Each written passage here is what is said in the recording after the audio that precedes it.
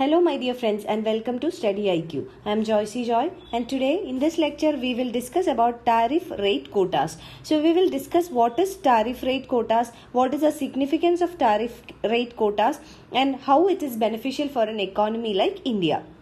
So the first and the most important thing you must understand about the tariff rate quotas is that it is a two-tiered tariff instrument. So a two-tiered tariff instrument essentially here means that it protects the interest of the domestic manufacturers as well as the consumers. So whenever there is a debate or discussion regarding increasing or decreasing the tariff rates or quotas, there is definitely a debate on the government is protecting whether the interest of the consumers or the domestic producers. So if the tariff rates are decreased, it means that imports becomes very cheap. So cheap imports will impact the domestic manufacturers, and when the tariff rate goes up, it means that imports become very expensive, so that it is favorable for the domestic manufacturers but unfavorable for the consumers. Consumers will have to pay heavy prices for imported commodities, and since the imported commodities are very expensive in the market, the domestic manufacturers can also raise the prices. Therefore, the interest of the consumers will be in vain. So this was the dilemma for the government when it had to decide upon the tariff quotas. Now in the tariff rate quota, we will understand how it is a two-tiered instrument which will help both the domestic manufacturers and also protect the interest of the local consumers. So before we begin, this is our channel StudyIQ and we are providing pen drive courses for various competitive examinations including SSC and bank courses, UPSC optionals, SSC JE courses, teaching examination, railway examination, defense examination, RBI grade B, NABARD grade A, UGC NET, UPSC Civil Services Examination, CLAT exams for various state PSCs and also for various professional courses. You can visit our website www.studyiq.com for more details, or you can call to any of these numbers for more information. Now let us first of all understand what is TRQ or what is a tariff rate quota. So it is a mechanism that will allow a set of quantity of specific products to be imported at a low or zero rate of duty.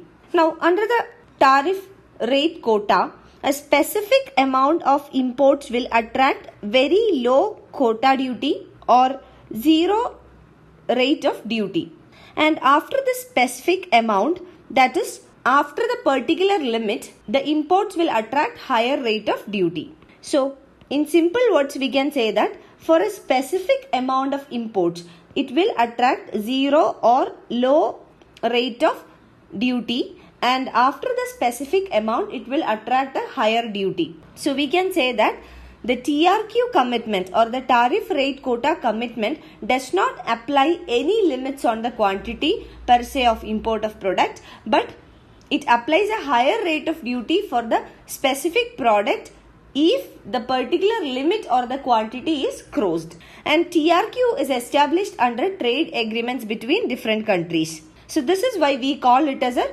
two-tiered tariff instrument. On the first tier, there is a specific amount of imports or a specific quantity of imports which will attract zero or less duty.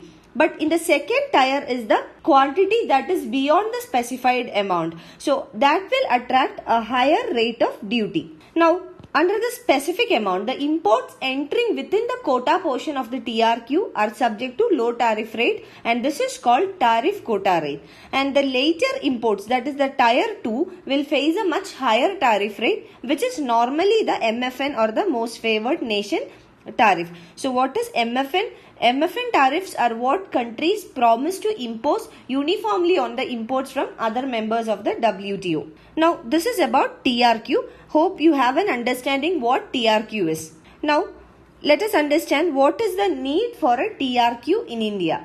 So India has a very huge trade deficit. Now what is called a trade deficit? Trade deficit means the imports to India is more than that of exports from India, and this situation is called trade deficit. And if the opposite happens, that is if the exports of the country is more than the imports, it is called trade surplus. And if the exports and the imports are equal, it is called trade balance.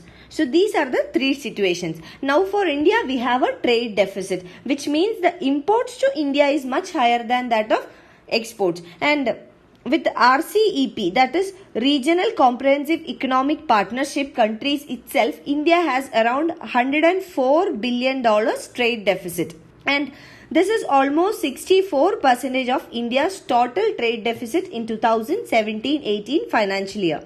So on one side we have the trade deficit, and on another side there is an ongoing debate whether to open up a significant portion of the Indian market.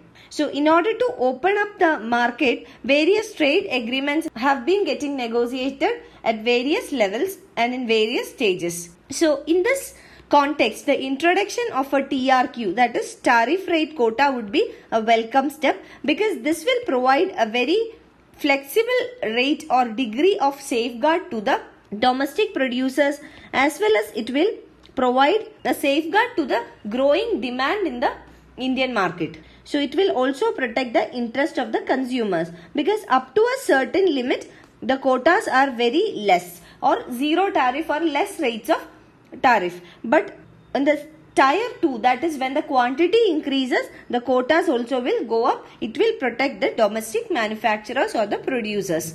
Now let us also understand how prevalent is the TRQ use, how significant it is with regard to other economies in the world. So if we look at other economies globally, the use of TRQ as an instrument is globally very prevalent, and tariff quotas are used on a wide range of products, mostly in the agricultural sector.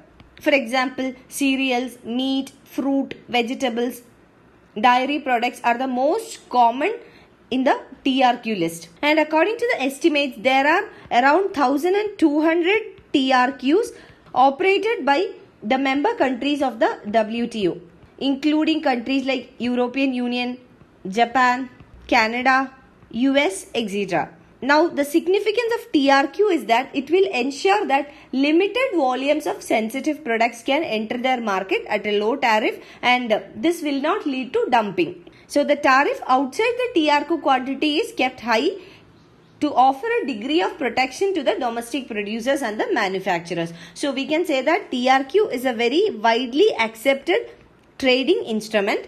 And for example, the US cotton tariff quota, it protects the US cotton growers while allowing textile manufacturers to import some cheaper cotton also. So in US also they have adopted TRQ for import of cotton textiles, so that a limited amount of cotton textiles or finished good enters the US market, but it also controls the volume of cotton imports by TRQ. Now let us also understand what are the benefits of TRQ or a tariff rate quota. First of all, TRQs protect domestic producers from having to face competition from large quantities of imports. So, it is a safeguard and protection for the domestic producers. It will help the domestic producers from the competition at international level. Now, coming to the consumers, they are also benefited from TRQ because this will allow consumers to have access to products from worldwide at a lower price. Now, for some manufacturers who are dependent on imports for their raw materials and imports also, it will be helpful because some quantity of the imports will be accessible at lower price. Now, what is the way ahead, or what else is required along with an introduction of TRQ in India? Now, if the investments in manufacturing has to go up, it definitely needs to have a zero tariff regime, because we have seen that many of the manufacturing units are dependent on imports for their inputs and raw materials. So in such a situation, they need to have an access to open and free market and cheap imports. So the TRQ, if implemented in India, should make sure that it does not impair the market access for the manufacturers. So they must have access to the global market in order to access cheap imports for their manufacturing units. And the TRQ mechanism should also be transparent, minimizing the transactional cost for the traders. So these are the steps that are required. Now you can find the PDF of this lecture on my Facebook page, and for my video updates you can follow my Facebook page and write to me at joycey.studyiq@gmail.com. Thank you.